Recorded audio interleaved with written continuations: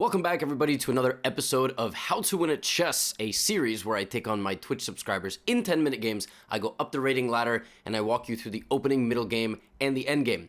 You guys really enjoyed how I recorded the last episode completely offline, so it's currently Sunday morning. I might sound like I had just woken up. That's because I have just woken up, and I'm recording some chess games for y'all. So we are kicking things off against Masto Blood. We're going to have two people today rated below 1,000, and then actually it's going to be one of the most intense episodes of the series where I think everybody is like 16, 1700 after that. So we have d4, d5, bishop f4. My opponent has played the move c5. Very good move, very principled move in the London system. You can play e3. e4 is a reverse gambit here, but I'm going to play this move e3.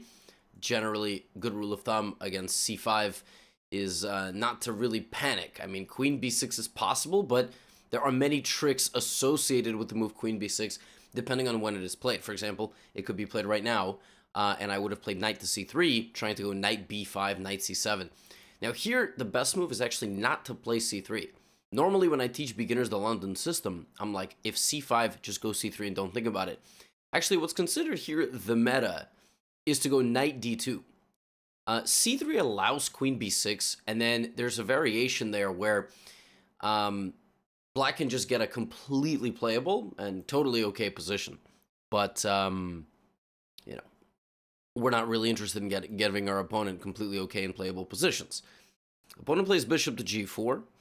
I could finish my development London style, which I think I will just do. I don't see any problems with this. Now, my indication to make a queen move this way is the fact that the bishop has departed.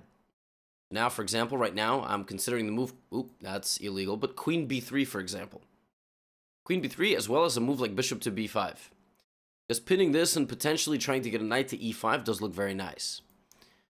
But if queen b3, there is always this queen b6 move, and it's not so clear if that's actually something that I want. Bishop b5, however, does look nice. And the point is that now I'm going to play queen a4 and target the c6 pawn. Like right now, I cannot play knight to e5 because I'm pinned. But all it takes is moving the queen out of the pin of this light squared bishop, and then I can play knight to e5. Okay, bishop d6. There's obviously nothing wrong with this move. I can take, but then everything gets guarded. I can take this and then play queen a4, which was always my idea. In fact, I believe I'm just going to do that because this is a little bit under fire, this is a little bit under fire, and my opponent just doesn't even guard the c6 pawn.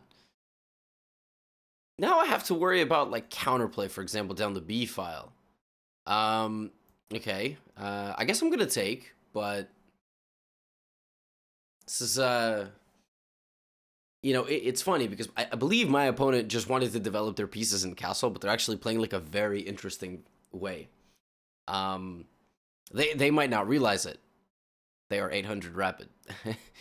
But there is some serious counterplay that could happen down this side of the board.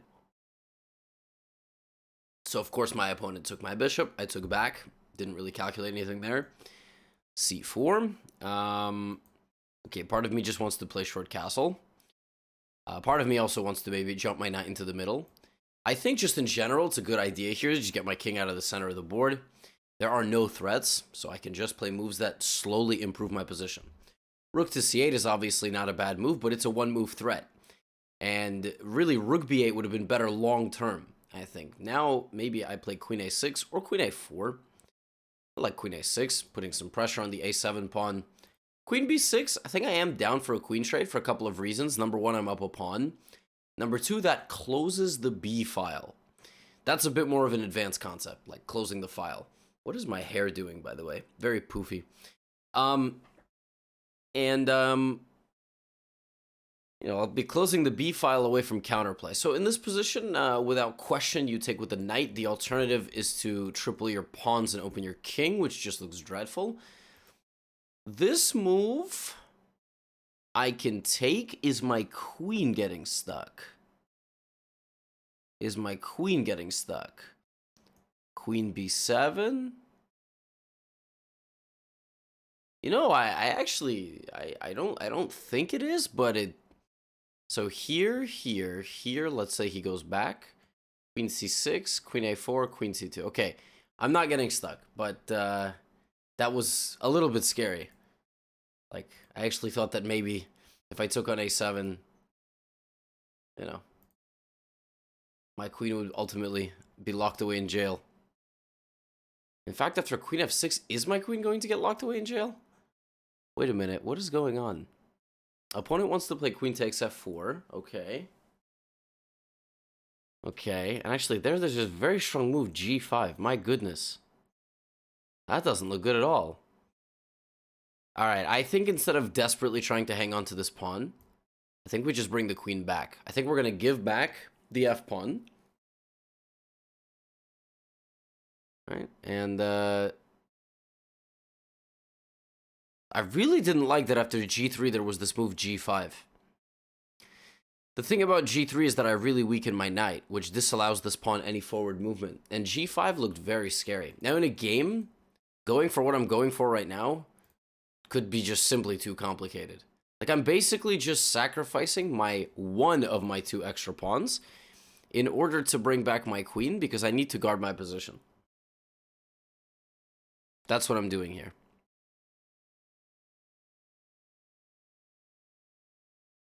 And my opponent obviously should take on f4. I mean, if my opponent waits too long, then, oh my gosh, what? What is that? Of course they should take on f4. They have not taken on f4, which now allows me to even, I mean, if I really want to, should I play queen c1? It's not a move I really want to play, but it's better than losing a pawn. Then I can drop my knight into the middle, and then I can play g3, and then I'm very happy. Very confused why my opponent didn't take on f4, considering that they played queen f6. So it's an interesting game.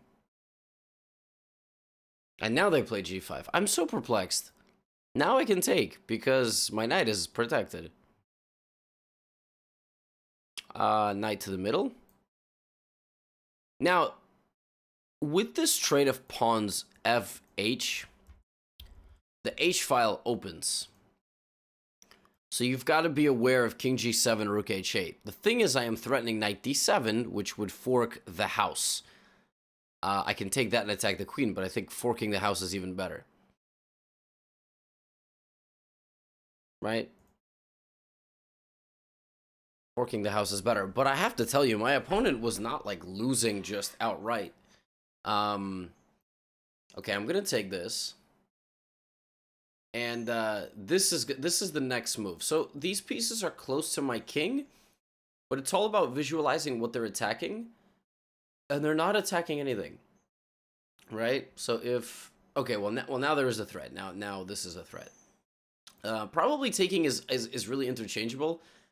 Normally you want to take toward the center, but in this case, actually, it's probably better to play FG because the rook is laser beaming. Okay, my opponent's just basically going all in here. The thing is, you're not going to deliver mate or frankly even a check with just the queen. And now the easiest way to win this position is to play the move queen f4, which is just intending to trade the queen. That's it. Just get the queen off the board. Now, opponent probably won't, but when they don't, my knight is now guarded. I can even bring my knight back and they attack the king, and it's just bad news. Knight d7.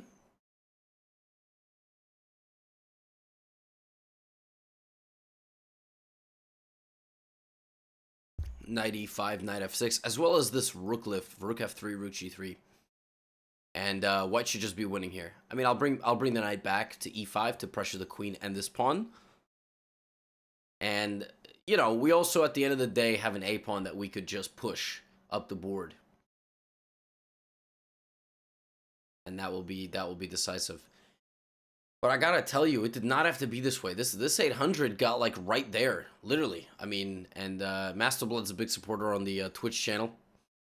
So I was happy to give him a game. Now it's made in a few moves. Queen f7. Check. The queen has to go back and take. It's not mate. And now if they attack your queen, it's a very famous checkmate pattern. Queen h6 mate. The rook is suffocating the king. But if I gotta tell you, if we go back to the opening, like this position, for example, like bishop b5, like this is all good. And I actually, it looks like I played the best moves. Like this is actually one of the plans in the London, rather than playing bishop d3 and just spamming pre-moves. Like you have this other plan of pressuring the knight with the bishop and the queen, turning this pawn into a weakness, queen a4, knight e5, etc. And that's what I kind of tried to implement in this game. It's a unique London setup where black sacrifices the pawn and has some sort of advantage. Now, it's actually funny. In this position, I think I made a mistake. I actually think taking on c6 was too risky. And I'm right. The computer does, in fact, think that my opponent's position here, rather than locking it, taking on d4, knight d4... Oh, well, no human is ever playing this move. But the computer here wants queen b8. The idea is it's very difficult for me to protect this pawn. Like, for example, if I play knight to b3, queen f4. Like, I can't guard both pawns. Queen b8 is just a fork. Like, that's crazy. I mean, I didn't even see that. Wow, queen b8 is a ridiculous move. I completely did not see that. And so, instead of taking on c6, what I should do is I should take, and just kind of wait. I should wait. Like, for example, queen a3. Pressuring the pawn, right? Or just going for a long-term advantage, like putting the knight on e5, just a long-term advantage, not cashing in my extra pawn too quickly, because the mistake that I made there is I got very overextended. Like, I pushed all my pieces into my opponent's territory, and I wasn't castled. And I did mention that when I went for this, I was like, I'm pretty sure my opponent has some play here, but because they locked the position and then they also gave me the second pawn, they weren't able to kind of coordinate their pieces well enough. But even here, the computer seems to think that black is completely fine, because there's probably a way to, not to trap my queen, but you can at least, for example, win back a pawn on b2 and queen f6. So that game, if I was playing to the level of my opponent, I don't even think I succeeded. Frankly, I think my opponent actually overall might have had a couple of moments that could have outplayed me. And I mean, really, my goal in this series is not to blow people off the board. It's to really play practically and to give people, whatever level they are, some degree of a chance. So now this is going to be our second opponent. Like I said, below 1,000. Dylan Johns is rated 976. Rapid, I don't know about. Okay, Blitz 500. See, that's the thing. Like, people are higher or lower rated depending on which they play more. E4, I'm gonna play E5, and I'm gonna dig into my bag of tricks in the Gambits course. So I have a course with the black pieces and the white pieces, just based on Gambits. Now the Scotch is very solid. It's basically impossible to play a Gambit against the Scotch. This is the Scotch opening, and you should take. You should take. Okay, and my opponent goes for the Scotch Gambit. Which is, I like that. That's very, very bold and very brave. The Scotch Gambit is a very tricky opening. So I'm going to play the move knight f6. The idea is that if they play the move e5, you can play d5. This is very important. And e5, d5.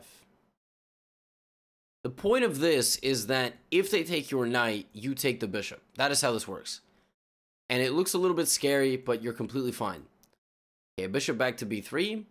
Now we can just jump our knight into the center, which we also could have done on the last move, but now this bishop is out of the pressure on the f7 square.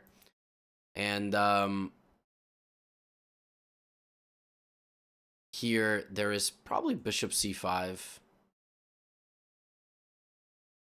And that looks nice for me. And now we wait. And now we wait. Wait, what? What was that? We don't wait. Now we don't wait. Now I'm just up a bishop. Wait, hold on. I haven't had my coffee yet, but I'm pretty sure that's just a free bishop for Gothamchess. What? What was bishop takes d5? He could have played that on the last move. Oh no. Oh no. I'm sad. Normally if I was streaming there would be chat and music, but it's just me sitting in an empty room. Um well, hope y'all are doing great. Someone's gonna be watching this like 3 months down the line. Okay, they're playing knight c3, and the idea is that if I take with the pawn, there's queen takes, but I can just take with the knight. I think that's what my opponent thought there was. I think they mixed up in what position they can play this trick. There is another position where this trick actually works. This is definitely not the position. Just do not hang your queen. Can develop a piece, can take the pawn probably, can also pin the knight to the queen, can also give a check, which actually is a pretty good check because they can't block with the bishop. I think I'll develop my bishop to g4. Life is such a different experience when you haven't taken your morning caffeine. It's like your eyes are heavy, you know? They just like, they don't want to be open. They're like, yo man, like why? What are you doing? Stop. This is not good for anybody. Just go back to bed. But normally I upload videos at 7 in the morning. And today, I had a late night yesterday, so I wasn't able to record this episode, and I said, you know what, I'm just gonna wake up on Sunday morning at 9 a.m. and I'll record and I'll post. Because normally I schedule my YouTube videos. That's why, you guys always ask, like, do you ever sleep? I do. I just record my videos in the afternoon and evening, and then I schedule them. I do work hard, but, you know, I'm not up at 6 a.m. trying to record content. Knight takes e5. I could have also taken the pawn. If cd4, I have this with a check, and then I'm picking the pawn back up. And now the game is slowly transitioning into the endgame. We've traded queens, traded some pieces. I'm up a knight and 2 pawns. My structure is together. Winning this won't be super complicated as long as we don't just kind of go to war with one piece. If that makes sense. You don't want to go to war with one piece. That's not a bad move. And see, right now is a good example. Like, you know, there's... If I play knight c2, opponent's going to go rook c1 and pin me and get in here. You want to shut down what they want. They want their bishop to be active. Oh, and now they're not going to have a bishop anymore. See, rather than going for the free pawn, I'm going for the simplification. Like, I've trapped my opponent's bishop. That's a check. That was a check. Just move my king out of the way. In the endgame, you can hide your king on squares that normally you wouldn't want to hide on because there's no light squared bishop. There's no queen. There's just rooks. And there's only going to be rooks because once I take this bishop, you know, opponent's just going to have rooks. And then you got to think, well, where are the scariest squares for my opponent to put his rook? E7, D7, right? Pawns aren't going anywhere. Oh, no. Oh, no. I think Dylan Johns was honestly just a bit nervous this game. Like, now knight f3 attacks the rook, and okay, now I have a fork to win a rook, or I can just take a rook. I'm telling you, I think Dylan was just nervous. Honestly, this was you know, this was a good game in terms of like cleanup, like how to like win a winning position, but there was just a blunder in the opening. There was a lot of blunders by my opponent, and well, I mean, it's a good lesson for my opponent potentially in managing their nerves. Everybody struggles with that. Let's bring the rook. We're gonna try to trade rooks, and then it is just. And it's over. Gonna get a pawn. Second pawn. Like these. Yeah, let's trade rooks. See, rook's on the open file. The only kind of 2 open files that I have. Rook takes. And now I can just push my pawns. I can also go there. Rook on the 2nd rank in all endgames, or 7th rank. I might not even need to... Yeah, let's teach y'all how to not, like, promote queens. Let's teach y'all how to make a mating net, so at least we can have some content. Rook c3. Basically just cutting off the king. If king goes to f5 and wants to escape this way, yeah, like, for example, if, like, right now, I think I can box this king in with bishop d6. Just make sure it's not stalemate. No stalemates, please. Right, so now, rook g3, king h5, g6. Oh, I have something very nice. Rook g3. King h5, and I want to go g6, but then the king will run. So how do you cover that square first? Bishop f4. And normally, this would be stalemate. Like, white has no legal moves. It's a draw, because it's not check, and the king can't move, but because my opponent has a pawn That's why. This is not stalemate, and we will deliver checkmate with a pawn on the g6 square. That is how you weave a mating net. You take the squares away from the king, and even in positions where you have massive advantages, there's still things to learn, you know? That's the cleanest win of a game that you can possibly have. Now, my opponent just needs to go back and review, you know, they can't be out of their preparation on move 5 in the Scotch Gambit. Knight f6, and, you know, if you're ever playing e4, e5 positions, you need to know about the move d5, right? Like, you need to know that there's a lot of situations where you just go d7, d5, if you can, if the pawn has moved up to e5. If you're an e4, e5 player, and someone gives you one of these gambits, you have to make the move d5 happen, especially when they advance into your position, because if you just go moving around, you'll get hit with bishop f7, knight g5 check. They're going to win back. You know, it's just very dangerous position. And beyond that, as you all saw, it was just about, you know, cleanly converting the game. And now we begin we begin the tough part of the day. First things first, we have the highest rated player that I'm playing today, actually. This player asked to go third because they actually had to leave. I am going to play e4. And I'm going to play things in my gambit repertoire. So, although I've actually, I think I've played this person in the deferred wing gambit, actually.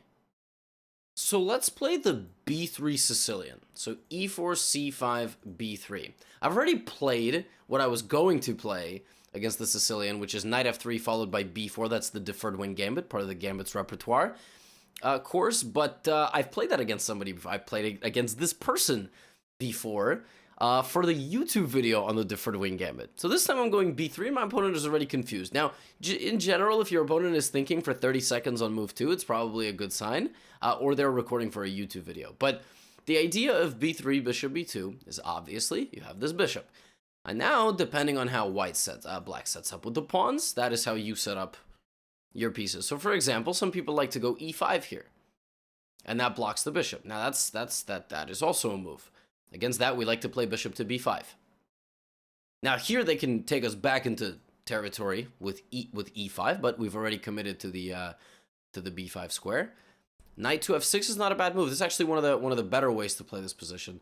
There's a few ways for white to handle this. Like, I can take now to damage my opponent's pawn structure. And I think I will just do that. And then I'm going to replace my pawns on light squares. So because I've traded off my light squared bishop, I will replace the light squared kind of complex. And now we'll see how my opponent develops. Sometimes you castle long. I think in this game I'm going to castle short and rely on the move f4. Right, so g6, very, very standard stuff here so far by my opponent. I'm trying to think, I mean, should I play f4 and then knight f3? Should I just play knight d2, knight e2? I am contemplating. Let's play f4. Let's take some space. Very common, also counteracts e5. For example, bishop g7, knight to f3. My bishops are going to have a discussion on the diagonal, ultimately, whenever the knight moves. Knight to f3. I expect castles. I'm not worried about a move like bishop g4, because then just h3, and like, where's the bishop going? If you go to g4, you're coming in to die, basically. So castles, and we have a game of chess, and there it is. They're right on cue, h3, and maybe takes. Now, my opponent's advantage out of the opening was having the bishop pair. They had the two bishops. Now they don't. So now I have the advantage in the opening because I just have a better pawn structure. My pawn structure, I have no weaknesses in my structure. Like, this is isolated, this could be a target. But this is going to be a very positional game. This is definitely not going to be a game decided by some sort of firework tactics. Okay. I'm thinking about e5, right? Because then I can target the pawn. But if e5, knight d5, I don't know. Well, so then the question is, do I play c4 to completely prevent the knight from coming to d5? Or do I just finish my development, right? Do I just play a move like knight d2? Or do I play f5 and try to break in like over there? Tough decision. I could also play knight c3. If c4 and knight e4, I'm very curious, like if there's some moves where I am going to play the move c4. I am going to play this move. I think it counteracts a lot of black's plans. And these pawns are always going to be targets. They're always going to be squishies. You know, for example, if my opponent plays d5 now, I'll close the center, and then these pawns I will isolate for the rest of the game. So, for example, I will attack them with bishop to a3. I will attack them with knight c3, knight a4. And this position very closely resembles the pawn structure in the Nimso Indian defense. If you have no idea what I'm talking about, just pretend. I mean, that's how you succeed in life. Just pretend like you know, right? Smile and wave, boys, smile and wave, as the penguins said in Madagascar. Don't open the center, because that actually, like trading, this is where you shouldn't snap take. I know you guys always say, well, Levy, sometimes you snap take and sometimes you don't. In this case, I am not going to snap take, because ultimately it's about isolating the weaknesses. And that's kind of what I'm doing here. Although, maybe e5 was a bit rushed, and we will see why it might have been rushed in a moment. I have dc4, d4. c6 is very weak. Here my opponent has a move that's quite strong. And that move is f6. That move is f6. Now, I might anticipate that and play queen g4. But then h5 even. Oop. h5 and then f6 is going to happen anyway. So my idea is queen g4, f6, queen e6.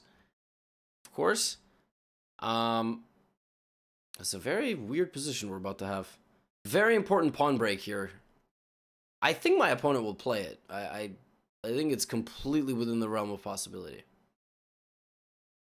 Which makes me think that e5 might have been a slight error. Maybe here, I mean, still snap taking is terrible because I will help my opponent undouble their pawns. Maybe here I could have just played knight c3. In fact, that's probably exactly what I should have done. I should have not committed my pawns forward. Interesting decision making there.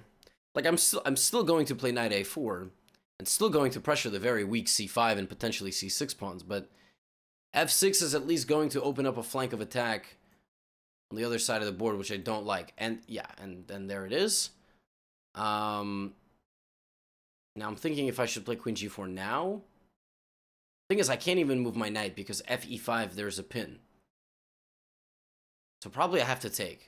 So I'm very unhappy about this, because this is just helping my opponent. How is it helping my opponent? Well, they're going to get pieces back into the game. But they have a very big decision now. What are they going to take with? I would say knight is probably the worst. As natural as it looks to come back. I would say maybe bishop is better. So you have pressure on the diag. And then it becomes a question of like, who am I trying to trade, you know? Am I trying to trade the bishop for the bishop? Am I trying to trade the knight for the knight? Am I trying to trade the knight for the bishop, bishop for knight, etc., etc.? I don't know. Queen f6 also looks quite nice, but then I can play knight a4 attacking the bishop. Okay, so they attacking the queen and then the bishop through it. I don't like this because I feel like this pawn is now easily targetable. Like, for example, can I play the move rook to e1? Also, queen e3 is a fork. And they can fork me back, but then I would take with check. I think I'm just going to play rook e1. So this still can't move forward. This is still a squishy. That's a squishy. That's a squishy. My opponent's got 3 squishies. It's a word that we're using now in this video to describe pawns that could be potentially weak. Those are just squishy pawns. I don't believe knight takes f6 was very good. But now that I'm looking at the position, there's a move that I have missed that I should have seen. And I'm actually very unhappy missing this move.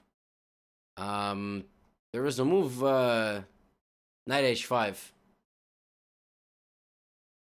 There's a move, knight h5.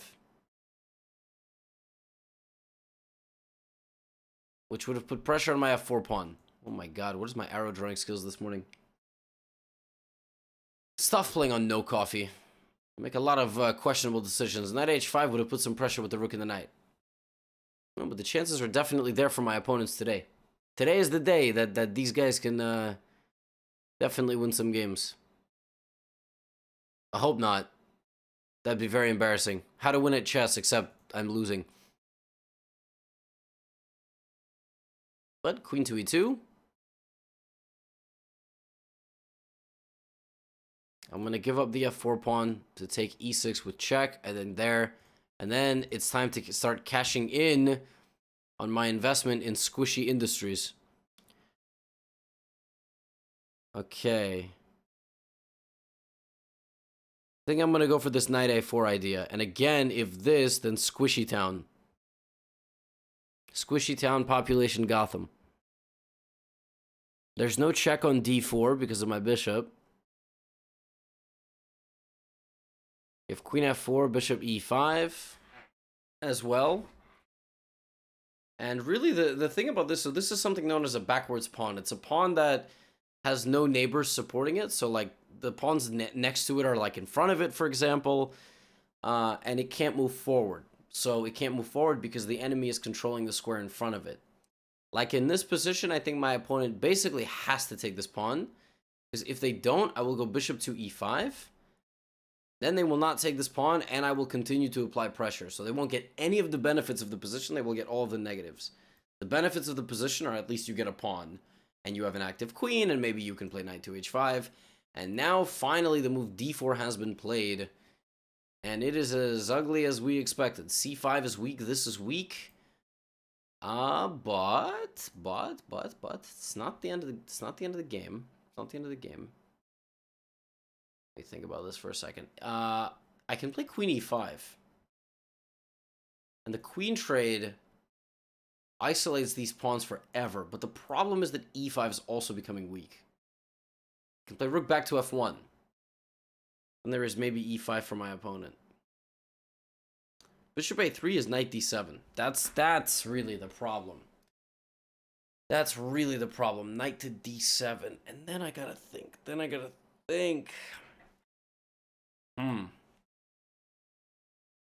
And time is important. Time is also important. I don't have a whole lot of that. So I don't want to burn all my time here. So let us play the move bishop to a3. And we kind of have our plans coming true here. Of the bishop and the knight pressuring. Alright, knight to d7.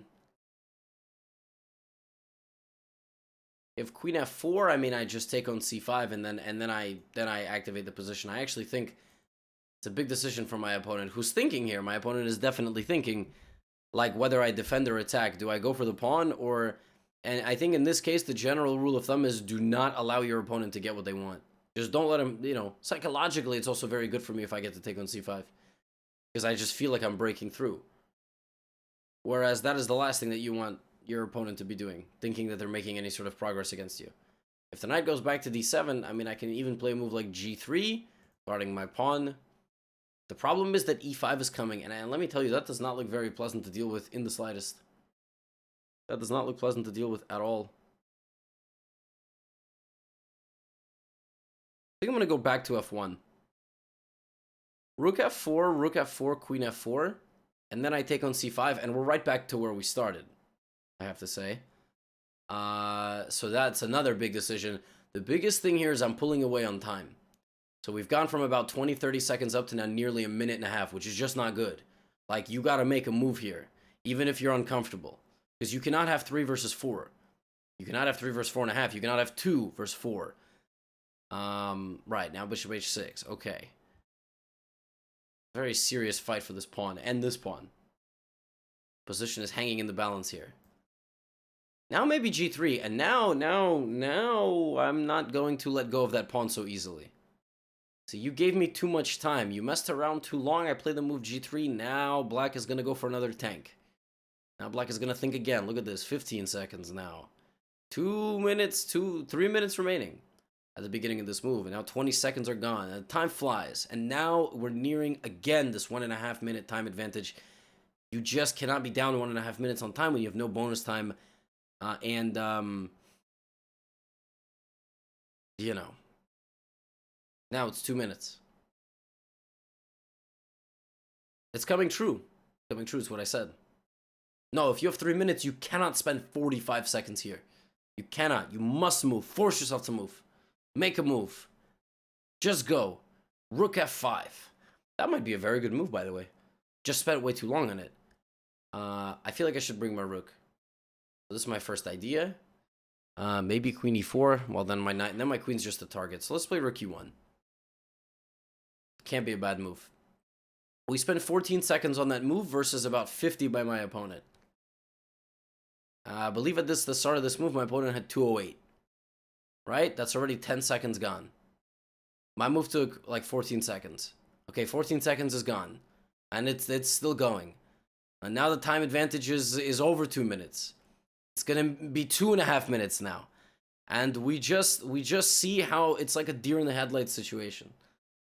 And it's the time is still going and going and going. And now it's officially 2.5 minutes. And yeah. The game is ultimately going to be won and lost on time. 1.5 minutes is just not enough on the clock. And is my opponent a bullet player? Okay, 1600 at bullet isn't bad, but no need to even get it to this point.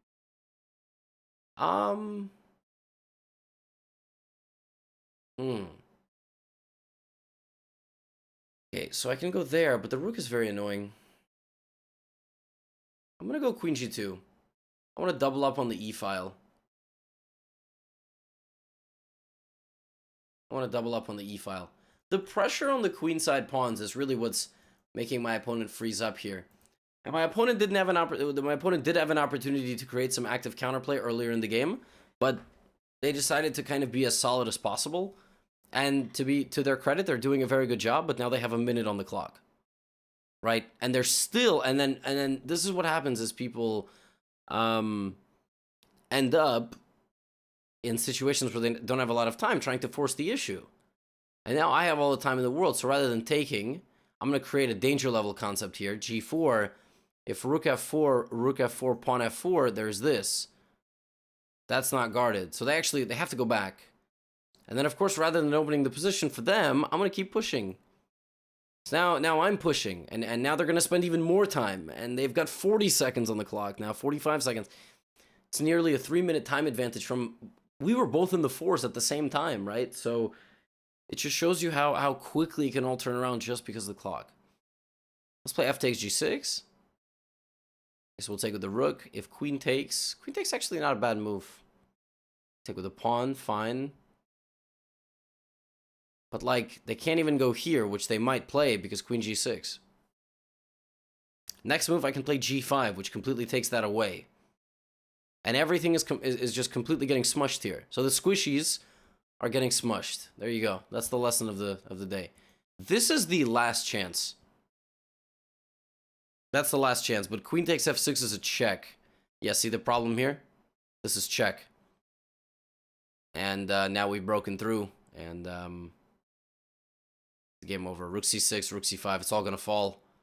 Just don't allow the pawn to kind of get through here. I'm actually going to bring my... rook back to cover the pawn. That's definitely the next move. I take. Knight c5. Rook e3 is coming. Rook e2 is coming. Let's trade rooks. King g2. If this, I take. Bishop c1 attacks the rook. Just not enough. That was a very good game, though. Now, a couple of critical moments. So we played the b3 Sicilian.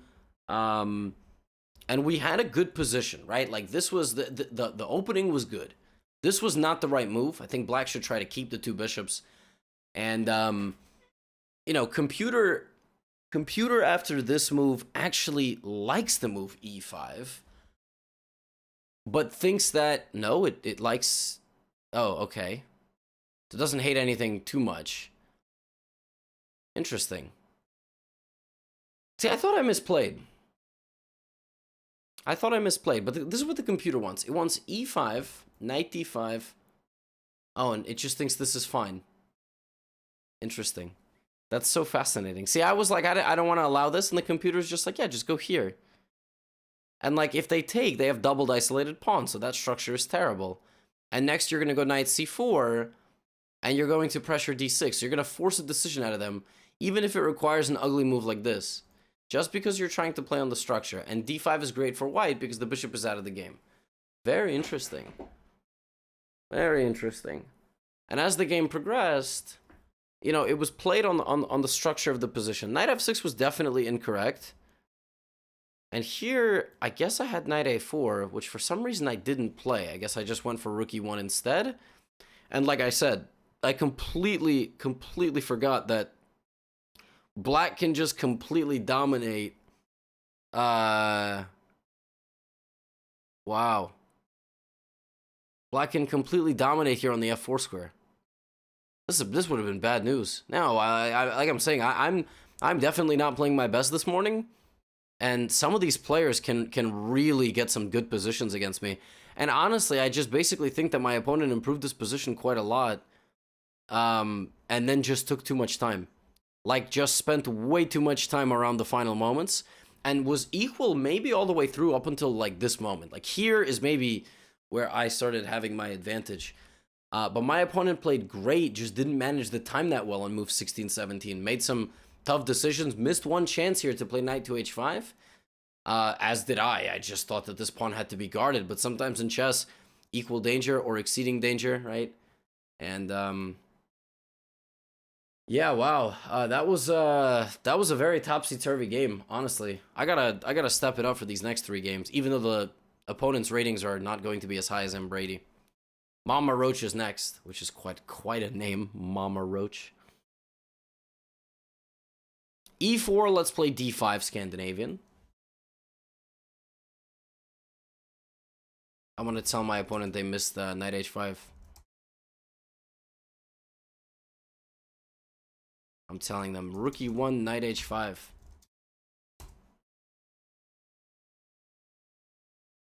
Wait, what is this? E4, D5, knight f3.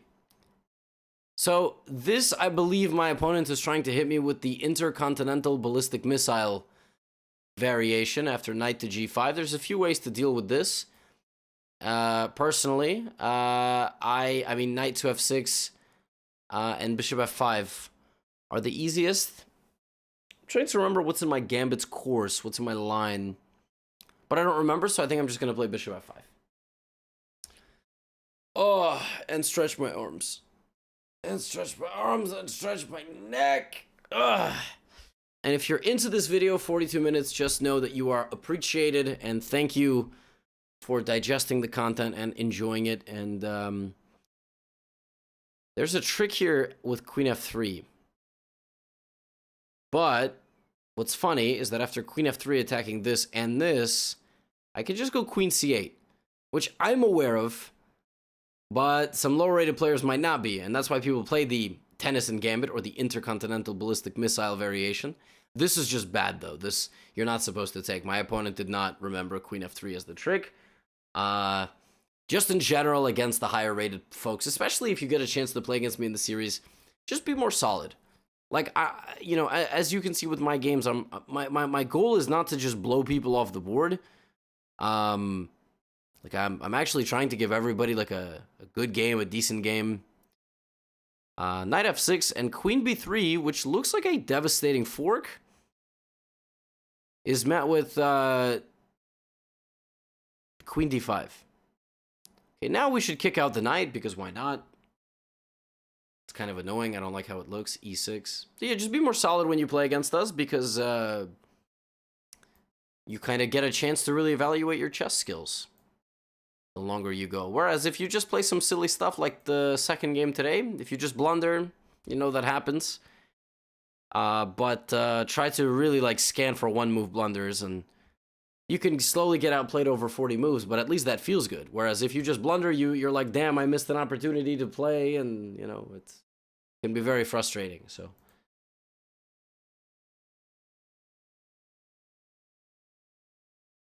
okay. I want to finish my development. I also want to put a pawn in the center. Now, it's basically impossible to tell the difference between these two moves. Like, sometimes in chess, you have these moments where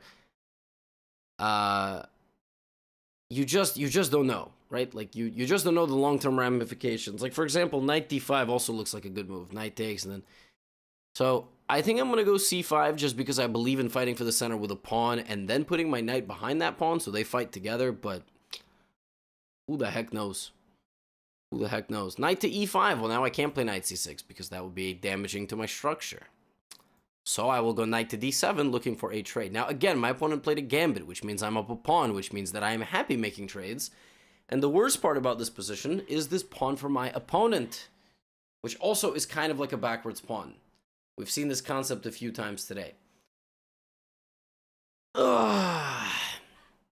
The other thing about being a YouTuber or a streamer is that sometimes you begin sentences and then you just forget to end them, and it looks really absurd, like to the viewer. And sometimes I don't remember if I finish sentences. So right now I can't remember if I finished the sentence about thanking people for making it to the 42nd minute of this video. Like, did I ever finish my thought there? Rough. That's hanging, but that's hanging. I don't know. I don't know. Like, I could do a lot of different things here. Chess is so dense. So many different things. It's a body of water where an elephant can bathe and a moth can drink. I don't remember who said that, but some famous chess player. All those people back in the day, they didn't have electricity, but they had, they could just say something that sounded really smart and then just lay claim to it. Like, I can't say anything that sounds smart anymore. All I say is danger levels. I'm like a parrot. Danger levels?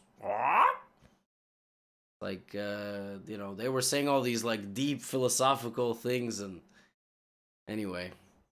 There's a trick in this position. If I play the move knight d5, take, there is this. I don't want to play for tricks, though. Granted, if you were playing a game and you played knight d5, that move has my blessing. But I want to be solid, and I want to play the game a little bit longer. Give my opponent the opportunity to express themselves. And, play good moves.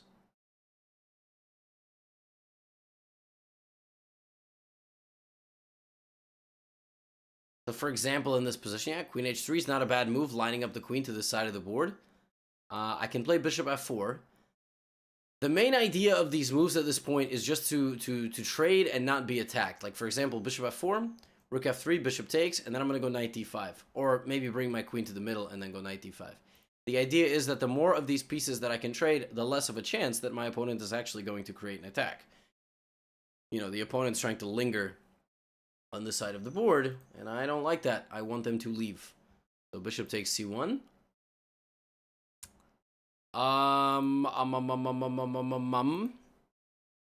Knight to d5.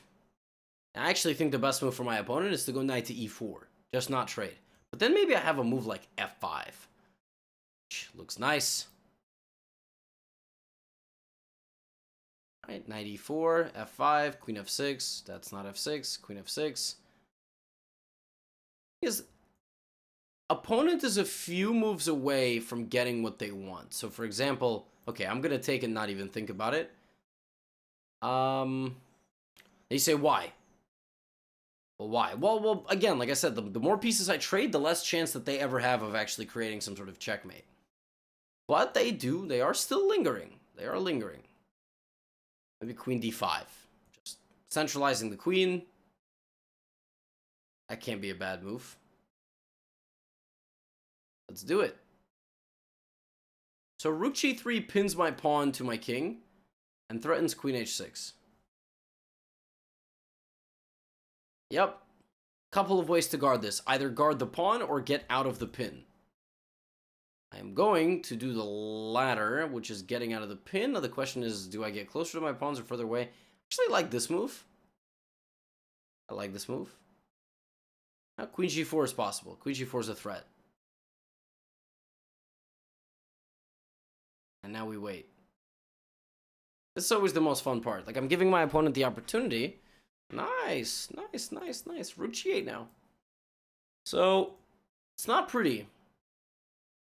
But it's also not losing. Oh gosh, I hate that move. Oh gosh, whoa. If you are going to attack somebody, do not trade queens. Now you are just in a rook endgame and you are down a pawn.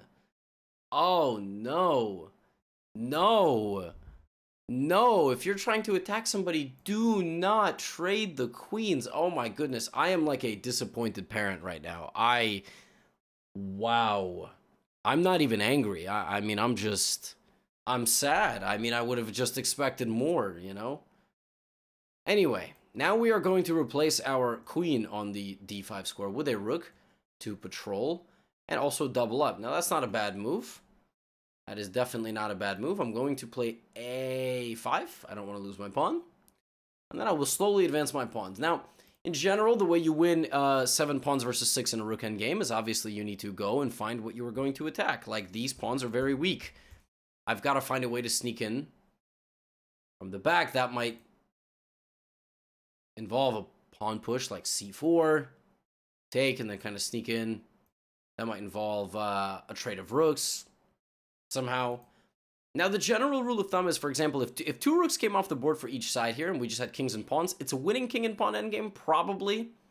7 versus 6 should be winning, but it will take some time. Now, the ideal way to win is to trade 1 rook, because that way you kill your opponent's counter chances. And especially in positions like this where there's like isolated weaknesses, it's very difficult for the person with 1 rook to guard the entire board, because the rook, your rook, can ultimately pressure like 3 spots in certain positions. And okay, rook to e4 has been played. Nope.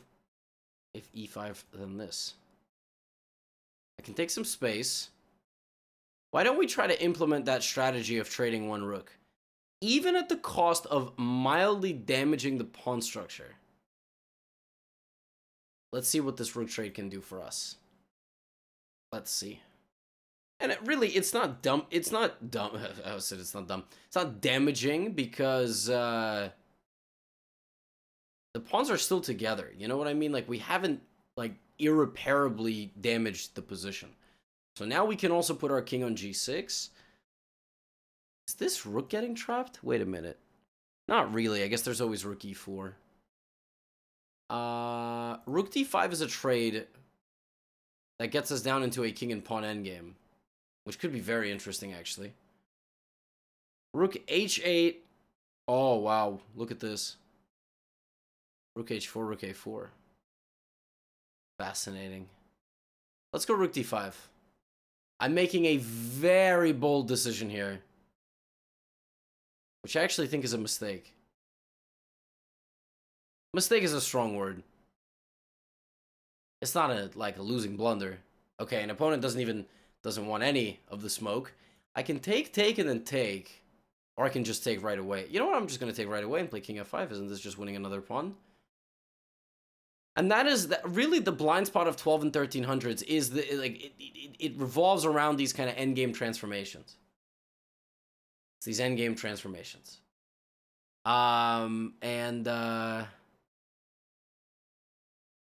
You know, rook, 2 rook and queen endgame into 2 rook endgame into 1 rook endgame into king and pawn endgame. These are all the transitions that people need to worry about. King to e5. By the way, guys, I'm looking over at this side of the screen because I have the Discord open, and the people who I have just played are analyzing their games, and that's always a fun thing to watch. People who don't know me too much, like I've seen comments in YouTube videos being like, when he looks to the side, he's cheating, and I'm just like, it always cracks me. I never get offended. It's always funny to read. The video where I hit 2800 rating, somebody in the comments was like, he keeps looking to the side, you know, I wonder if he's like getting some sort of... Yeah, imagine the story of that broke. My opponent has offered me a draw. That's mildly disrespectful. I am up 2 pawns in a king and pawn endgame. No draws will be given. Now the plan is to mobilize the pawns forward to get rid of the guards. b5. I can even play that now because I have king c5 on the next move. And the pawn will be lost no matter what. The king will go over here to prevent the movement of this pawn. But I have another pawn. This is a pawn breakthrough. I will have two passed pawns very far apart from each other. And if my king needs to go and stop this pawn, I am still in the square. Still in the square. And furthermore, I'm queening first. And this is not a queen. Check. And this is also check, and it's never stalemate. So for example, king a3, I'm going to go here, and this is not stalemate because h4. The second time in today's video that it was not stalemate because of a move like that. So knight to g5. The Tennyson Gambit is very interesting. Honestly, it's a very interesting opening, and I keep calling it Intercontinental Ballistic Missile, but here you have to remember this queen f3 move. It's a very tricky move for black. If I played queen c8, you know, opponent would play bishop takes d3. It's very tricky, actually. I would have had to play this move, because if bishop takes, there is queen f7. So if you need a very tricky line against the Scandinavian defense, definitely consider this knight f3, knight g5. It's very annoying. Yeah, that was a tough game. That was a tough game. Hopefully all the kind of transitions of the middle game and the end game were useful. Next opponent is Mr. Just Some Slav, except Just Some Slav is actually from Brazil. Okay, I've played e4 and d4. I'm going to play e4 again. I really don't believe my opponent will play Sicilian. Okay, we have e4, e5. And I guess I will... well, I don't know. I mean, I can play my Vienna or I can play knight f3. Let me play knight f3. And bishop c4. So we are going to play the line in my gambits course. If bishop c5, d4. So basically our main gambit is centered around this move d4. So for example, d4. Now the best way for black to play this position is to play bishop takes, knight takes, knight takes. Now at 2500 level, that's all I see. No one takes with the pawn, and nobody takes with the knight. Taking with the knight is also just bad. It's bad because I take on e5, bishop to e3, opponent takes, going to take back, and knight takes d4. Perfect, this is the main line. Now we play bishop to g5. And the idea of this move is that we want to play f4. I want to play f4, chip away at e5, open up this, and have the pressure. So for the cost of a pawn, my opponent no longer has a dark-squared bishop, right? So here comes f4.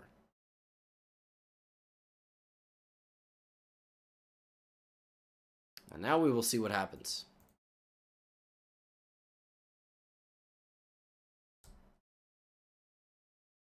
h6.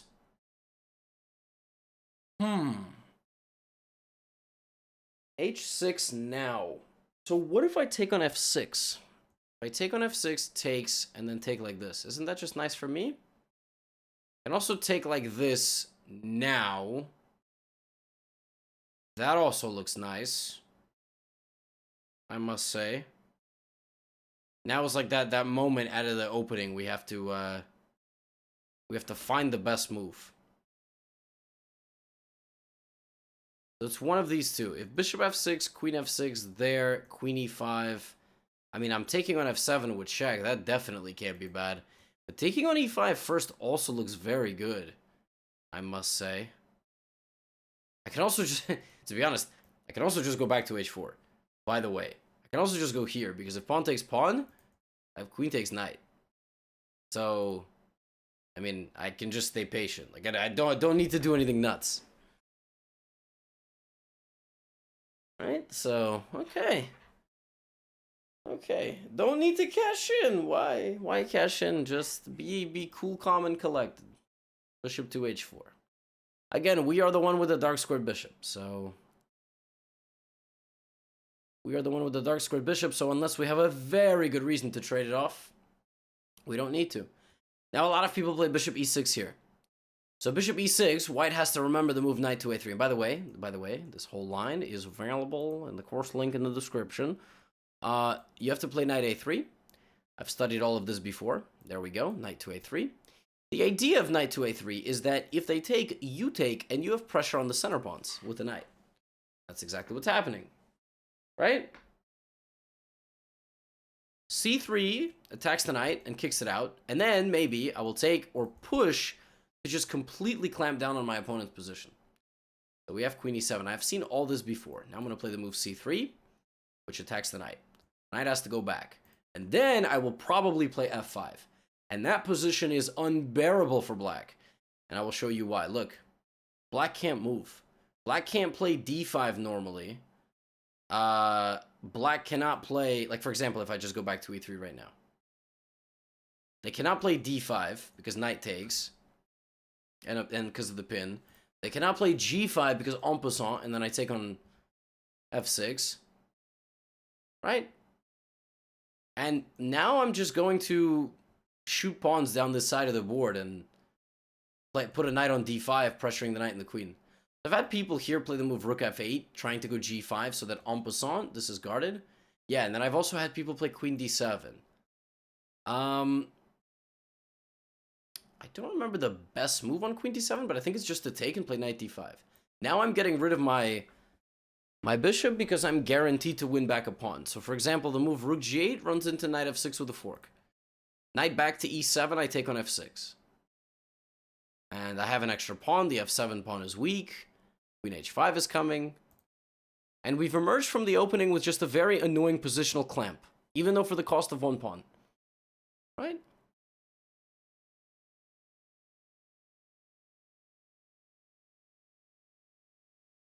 h5, okay. Not a bad move.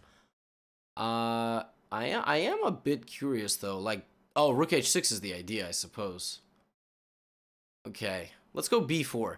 Let's make my opponent think that they have tricked me into defending their own pawn. They haven't, you know, they haven't actually, like, the move that they're making is not bad. But here's the thing. Now that I'm going to target one rook, the other rook is going to have to come to the defense, and the rooks are just paralyzed. Like, black does not want the pawn here. So black is doing everything that they can to defend this pawn. Meanwhile, I am going to completely turn my attention to the other side of the board and play moves like, for example, like a4, b5, like a4, b5, knight back to e3, and opponent just cannot move, like at all.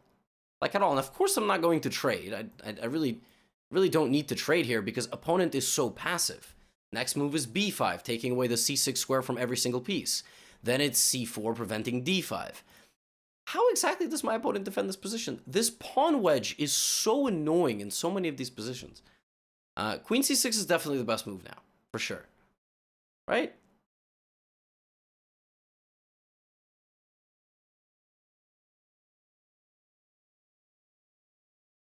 Right, queen to d3.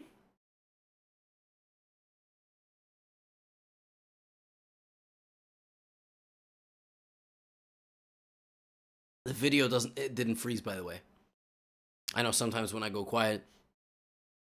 I should put on maybe some like ambient like beats in the background when I do these things.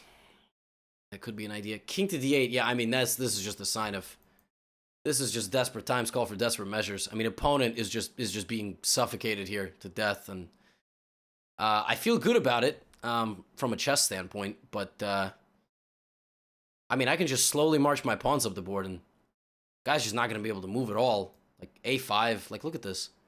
I'm just taking every square away from them. Now h3, h3. Also, there is knight g4 actually. There was knight g4 there, attacking the rook and the pawn. I could have played that, but I'm kind of looking at this from the perspective of just, again, sort of positional domination, like just taking away all of the possibilities in the position, not allowing the opponent to activate at all. I'm thinking a b6, but I'm also thinking just a6. I'm also thinking queen d5 and queen a8. Let's bring a rook to the middle, to the center file, to pressure the d6 pawn. And it almost feels like I can do anything here, right? So if they take on a5, I can take with my queen, and I have pressure on these two squares. I can also play a6, maybe.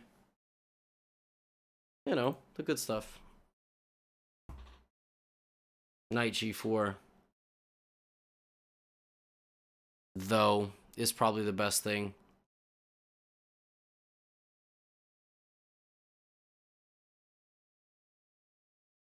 If this, I will keep the position closed 100%.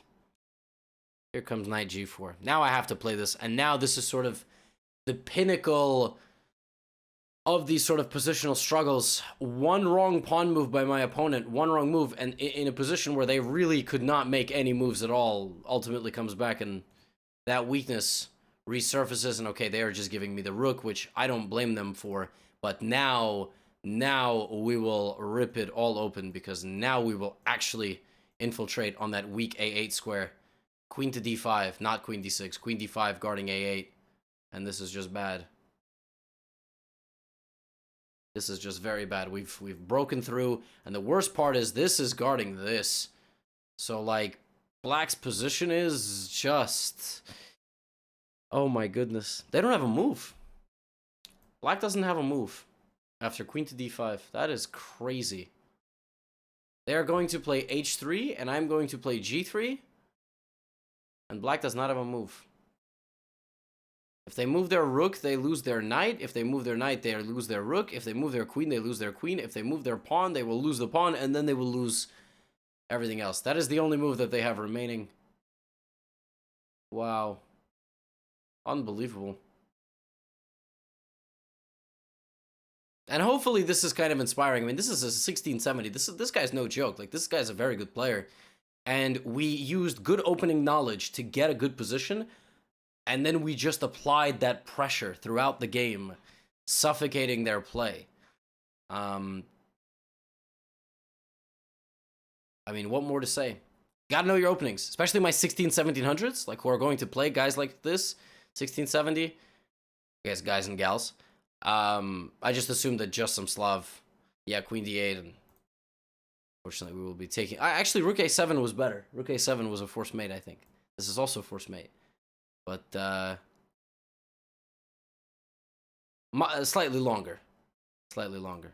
I believe just some Slav was a dude, though, which is why I kept saying guys. 1670s. You gotta know your openings. Like, really. Seriously. Study them. Let's make sure the king can't run away too far. King's gonna try to run, but we won't really let it happen.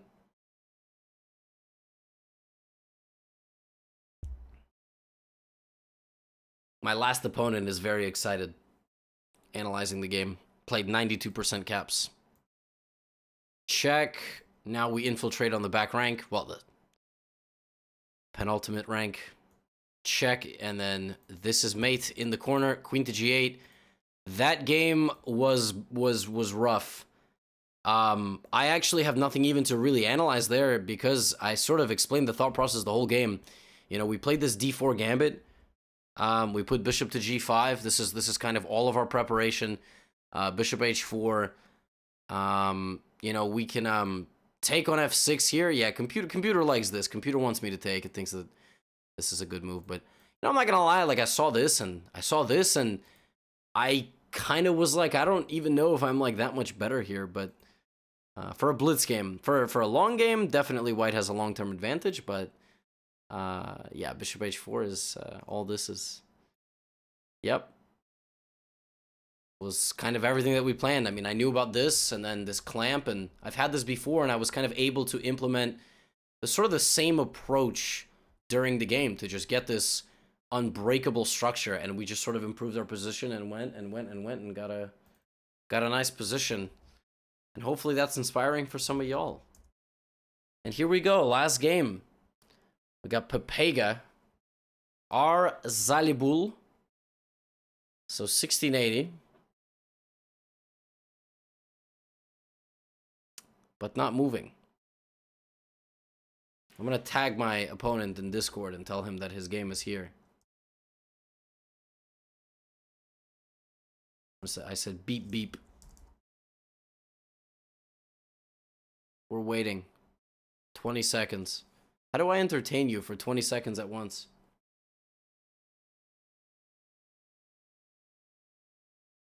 My opponent is responding to me in Discord. Oh, there we go. There we go. E4. Okay, so I've played E5 and D5, right? What do I play? What do I play? What do I play? Do we go Caro? You know what? Let's go D5 again. I'm gonna show y'all the good stuff here. Let's go E4, D5. Takes knight F6. So this is an invitation of a gambit. D4 played by my opponent. The Portuguese gambit with the move bishop to G4. Knight to F3. And queen to D5. Interesting. C4 that quickly, I think, is a mistake. I think this move is wrong because I can take on F3.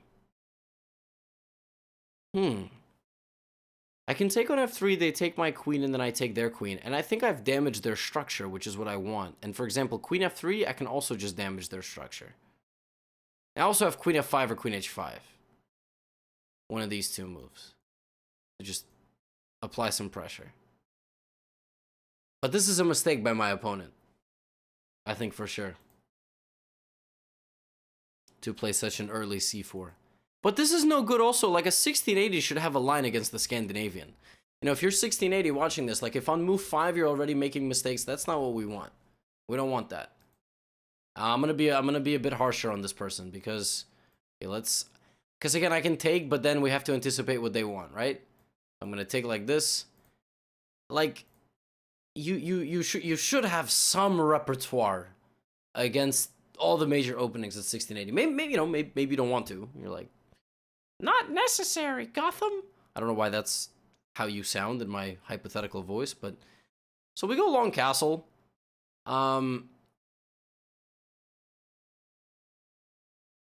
D5 for sure has to be played. And then I wonder if I have some tactics. Like D5, knight B4 to try to go to C2. And then E6. Something like that. Could be nice. I also have knight to E5. And, you know, the drawback of my position is that the opponent does have the two bishops. So ultimately, there will be positions where that is very significant. Oof. Stretching my neck. Opponent is thinking, but to be honest, I don't really know about what. What do they gotta go D5. What? What? I'm so perplexed. Am I not seeing the board right? Hold on, wait. I'm so confused. Why give me the pawn? What? Okay. It happens, I guess. I don't know. My opponent thought for so long. I don't know. I thought they were going to rattle off a move here. Now I'm also threatening knight C2 and knight F3. I mean, we can't be winning in 9 moves. You know?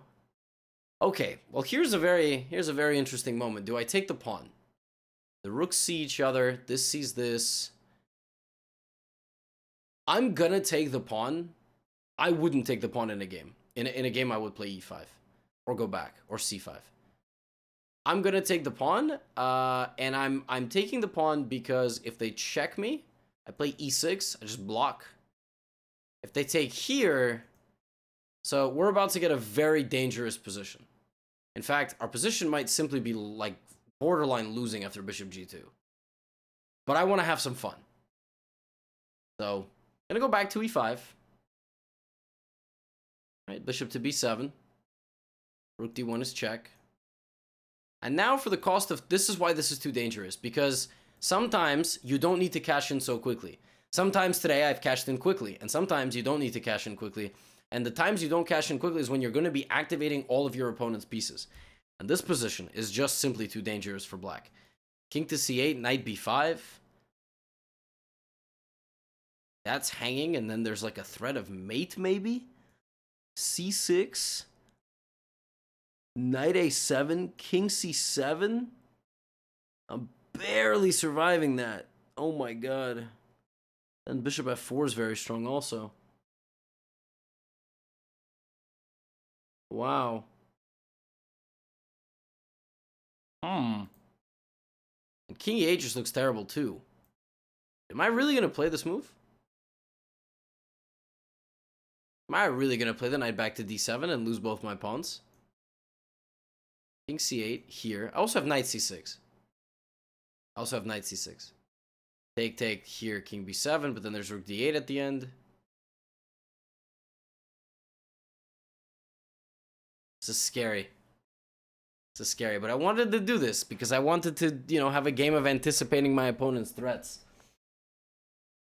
The threat of knight to b5, the threat is knight a7, king b8, rook d8 mate. So I'm getting mated if I'm not careful. And that's why, you know, even a move like a6 doesn't get the job done because knight a7, king b8, rook d8 is mate. This is going to be a protected knight on a7. So knight b5, c6, knight a7, king c7, bishop f4, pinning my knight to my king. I can play knight d7, but then my opponent can sacrifice and then get 2 pieces. But then the knight is stuck. So that could be the idea. Knight to b5, I could just play c6. And basically lure my opponent's knight in. Now, whether or not that's good is an entirely separate story because I still need a few moves to get all my pieces developed. Like, I am not ready for an endgame at all. I am not ready for an endgame at all. This is not out. This is not out. It's going to take me at least 3 moves to get everybody out. And in those 3 moves, my opponent's going to try to destroy me. Don't like this at all. I don't think the bishop was the piece that I needed to worry about there. Now, you guys might say another free pawn, but I think we've taken too many free pawns at this point. I hope that makes sense to y'all. We just don't have enough material out right now to be taking free pieces. So what's going to happen is black, white is just going to create threats. So the reason I don't like bishop a7 is it was a very short-sighted move. It has no threat. It just took a pawn. Knight b5 came with the threat of checkmate, which, you know, is generally a pretty decent threat to create a threat of mate. And that's why I don't like it, because I think bishop a7 was a little bit too short-sighted. But such is life. Sometimes you play short-sighted moves, but you have cut the deficit of the game from 2 pawns to 1 pawn. Right, that is a positive. The negative is that, okay, now we have b3. It's just too slow. These 2 moves just aren't doing the job right now. I can already give a check and just bring in my rook and trade rooks. I can also play like bishop to b4, which obviously can't be bad. That's just a direct attack on the knight. And it's a good move because normally, you know, one movers aren't great, but in this instance, like, I'm improving the positioning of my piece and I'm threatening to go rook d8 in the future. Not right now. Not right now, but in the future. Okay, so here there's something very tragic might happen. Maybe not. I was thinking I can trap this bishop. I thought I could just trap this bishop, but I guess maybe my opponent has some tricks. Does my opponent really have some tricks? I don't know. Tough game. Let me drink some water and think about it.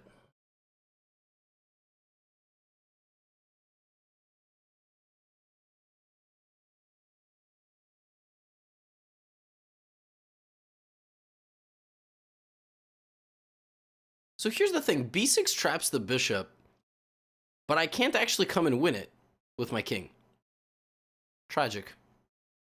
Very tragic. So what about we play just knight g4? So we're trying to win one of these pawns. Wait, knight g4 is a terrible move. Oh my god. I completely forgot. It's been a long episode. Yeah, just h3 and now my dumb behind has to go back to f6. I don't think I have anything else. But you know what? Out of stubbornness, I'm going to try to put my horsies together in the center.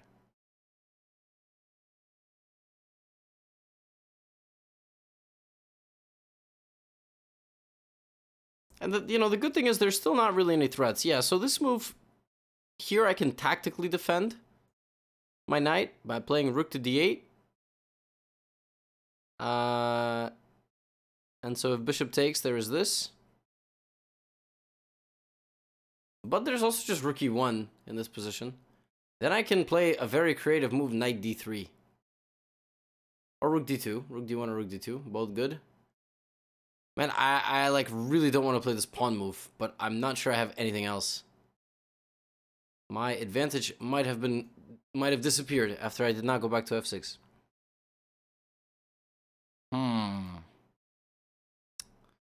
Ay, ay, ay. Alright, you know what? Maybe we just have to play this move. Nothing better. If bishop takes, we trade rooks, we take, and we are not happy. But at least we still have an extra pawn. Still have an extra pawn. And that means a lot in the endgame. 6 pawns versus 5, so... f4. Okay, that is a move. It does attack my knight, but you are not going to damage my structure anymore, which I thought was the entire idea of your operation. Now I can put my knight back on f5. I think that was a mistake. I think allowing me to keep my pawn structure fluid and not double my pawns by taking was a mistake. But we will find out very soon. That's a very creative move. If I take it, then it's this. But you're also threatening me. So I can't just ignore you. Very nice move. But I think I can just go e5. And the thing is that my structure is now... It's now not ruined.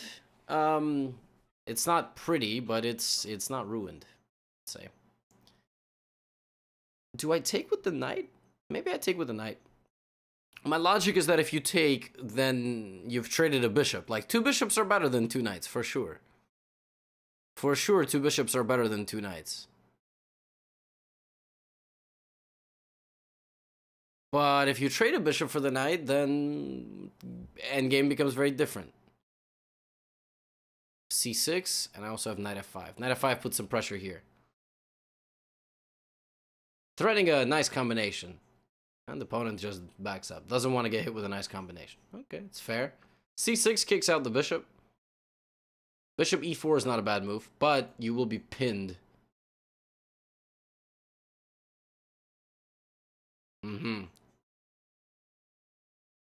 Guess I will play rook to d8. Now I am out of the pin. I have 3 versus 1, and my opponent has 3 on 2. Which makes this endgame fascinating and very imbalanced. Because I can push pawns, but then I'll be... Oh, that's a big decision. Are you really sure about this? A rook trade? Wow. I feel like given that I'm up material, I should be taking, but... I'm not gonna lie, being down the 2 bishops versus the 2 knights does not make me very confident. But we have horsies versus pointed hats here to end How to Win at Chess episode number 10.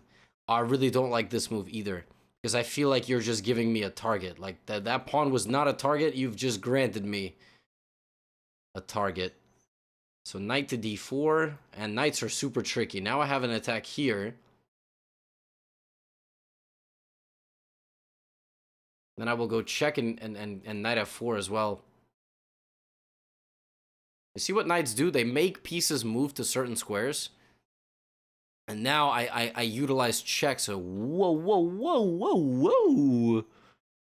Now I'm threatening bishop here, knight d3. Oh, my opponent stops that. They stop me from doing that. That's very disrespectful. Why didn't you just let me win your piece? Dude, man, boss.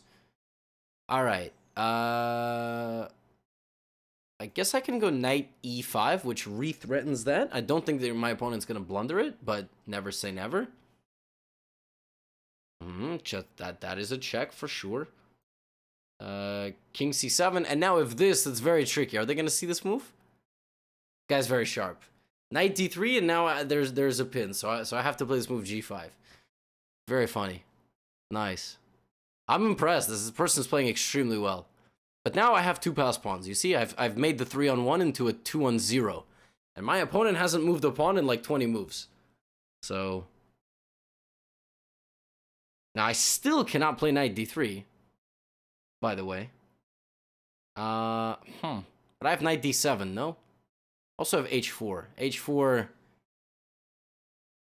Ooh, h4 bishop takes. I don't know. I can go knight f3. I can go knight f3. I can also play like b6. b6, king d4. Okay. Yes. Not unexpected. Oh my gosh, wait a minute, wait a minute, wait a minute, wait a minute. My opponent, wait a, whoa, whoa, whoa, whoa, whoa, whoa, whoa. Hey, relax. King e4? Trying to get my knight? What are you doing? Can you relax? If king, okay, they take. It's a big decision also to take here because now I have like f3. This might be a draw. Like it really could be. I don't know. I might need to use this pawn as a decoy to then play king c5, king b4, which is wild. The fact that I have to go to this length. Like king c5 here, king b4, that should be winning for me. Just activating the king, using the pawns as decoys. I did not play bishop, bishop f1, obviously. Oh my gosh, king b4. And now I probably am winning, but that was not easy. That was a crazy, crazy game, that last one. Wow. You guys should be very proud, Mr. Zalibul. Now we pick up the pawns, and after knight d2, I'm still not converting it correctly, but yeah, now we are 2 pawns up. And this endgame I can probably win. Just barely, but I think I can win it. We'll bring the king over here to kind of defend and be a, that's a bishop, and now we will promote. Oh man, that was an intense game. I'm not even gonna like make a second queen. We're just going to put the queen in knight's opposition like this and copy. 1 square, 1 square. 1 square that way, 1 square this way. Now the king is cut off in the back row. Don't stalemate. We go bang, bang, bang, and mate. Wow. Wow. Wow. Wow. That was an intense episode of How to Win at Chess. My friends, if you've made it this far, I thanked you once at the 40th minute. If you made it 87 minutes in, do let me know in the comments below. I appreciate the fact that y'all are watching for the amount of time that you do. I've mentioned it a few times in this video, but I do have some pretty epic chess courses and an intermediate chess bootcamp on the way. That is the link to that is in the description. And let's just keep it rolling. Let's keep it rolling. Subscribe if you haven't already. I appreciate you very much, and I will see you in the next episode.